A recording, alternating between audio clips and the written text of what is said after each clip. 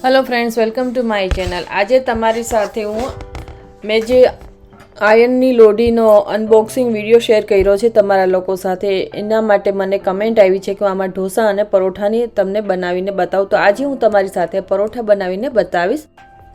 અને જો આ વિડીયો ગમે તો લાઇક, શેર અને સબસ્ક્રાઈબ જરૂરથી કરજો. આ લોડીની લિંક હું તમને જો તમારે લેવી હશે તો આપી દઈશ. ખૂબ જ સારી છે.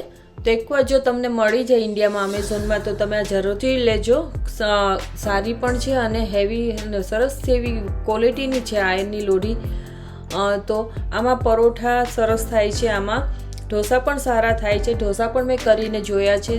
નેક્સ્ટ ટાઈમ હું તમારી સાથે ટૂંક જ સમયમાં ઢોસાની રેસિપી પણ લઈને આવીશ. આ લોડીમાં ઢોસા કેવી રીતે આપણે બનાવશું, કેવી રીતે ઉથલશે, સારી રીતે બનશે ઢોસા, કઈ રીતે આપણે આ લોઢીને નોનસ્ટિક બનાવી શકીએ છીએ, બધી તમને હું ટિપ્સ અને ટ્રિક્સ આપીશ નેક્સ્ટ વિડીયોમાં. તો તમે જોઈ શકો છો આ પરોઠા આપણા સરસ થાય છે અને હીટ પણ સારી એવી થાય છે. આ લોઢી તો મીડિયમ ગેસ રાખો એટલે સરસથી એવા તમારા પરોઠા પણ બનાવી શકો છો અને રોટલી પણ બનાવી શકો છો. મેં ખાલી આ લોઢીને ઢોસા અને પરોઠા માટે જ રાખી છે. આ લોઢીને આપણે બહુ વોશ નથી કરવાની હોતી કારણ કે આ લોઢાની હોય છે.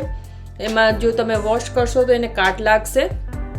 એટલા માટે જો તમે ખાલી પરોઠા માટે જ યુઝ કરતા હો તો પછી તમારે એને ભીના કપડાથી લૂઈ એને ગરમ કરી પાછી થોડુંક તેલથી એને સિઝન કરી લેવાની લોઢીને, એટલે તમારી લોઢી કાયમ માટે આવી જ સરસ રહેશે.